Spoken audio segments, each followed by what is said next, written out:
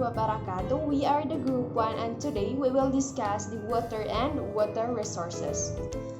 Okay, ang kasalukuyang problema sa water pollution ay nagresulta ng pagkakaroon ng bottled water kung saan tumaas ang demand ng produktong ito. Sa panahon natin ngayon, ang water is considered as one of the world's most expensive commodities tulad ng gasolina.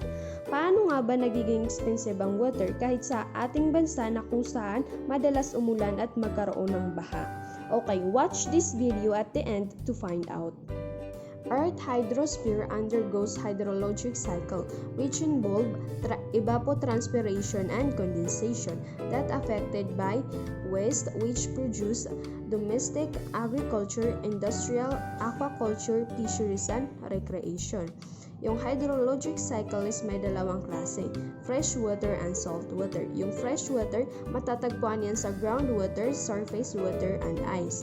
Yung surface water, yan yung mga stream, rivers, and lakes.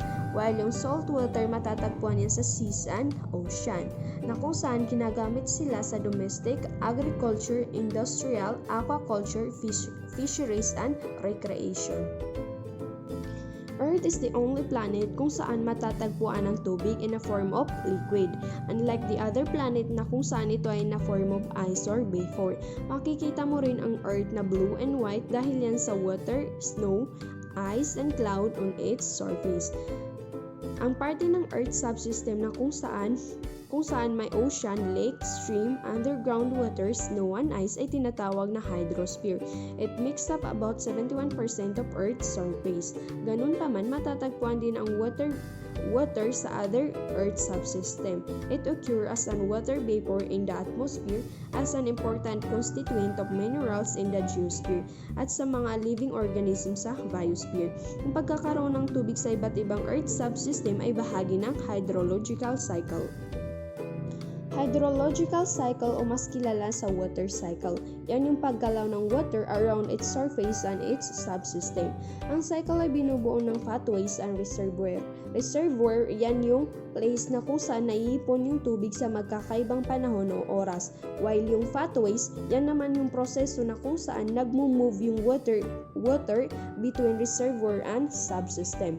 Mayroong mass balance sa cycle na kung saan nami-maintain yung amount ng water.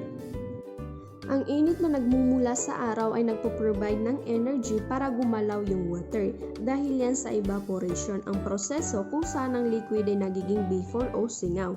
Nangyayari yan sa ocean, water bodies, vegetation o halaman, and soil. 80% of water vapor in atmosphere are from the ocean. Mayroong dalawang klase ang evaporation, transpiration and sublimation.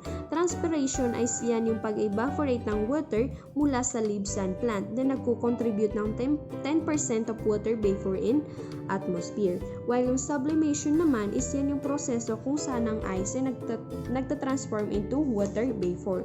At yung mga vapor na yan is palutang-lutang lang sa hangin. Then, kapag tumataas ito'y lumalamig at humihina ang paggalaw ng water molecules. This allows condensation.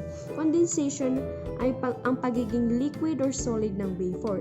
Kapag ang mga droplets na yun ay nagsama-sama, nakakagawa sila ng clouds.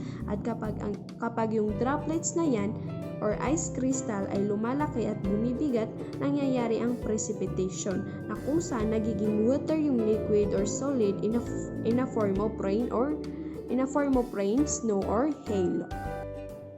Kapag umuulan, yung tubig ay na-absorb ng lupa na kung saan tinatawag yung infiltration. Then kapag yung lupa ay basang-basa na, yung water ay nagpo-flow over the land as a surface runoff. O di kaya umaagos ito sa lupa papunta sa other water bodies like stream, lakes, and ocean. Yung water na na-absorb ng lupa ay nagiging groundwater. Yung iba naman ay na-absorb ng plant o di kaya ay nag-evaporate sa atmosphere. Yung snow, nananatili yan sa lupa ng 1 or more season at natutunaw ito kung saan nagko-contribute sa water and stream. Yung water naman is nagiging ice glacier sa mahabang panahon and then natutunaw ito at nag-evaporate sa atmosphere and then bumabalik ulit sa ocean. Hydrogeology is a field of geology na kung saan may kinalaman sa distribution, availability, and flow of groundwater and aquifers. Also, they study the movement of water below Earth's surface, pati na rin yung ground contamination, and then paano ito naapektuhan ng other subsystem. Hydrogeologist is the scientist who specialize this field. Yung mga taong pinag-aaralan yung hydrogeology is tinatawag silang hydrogeologist.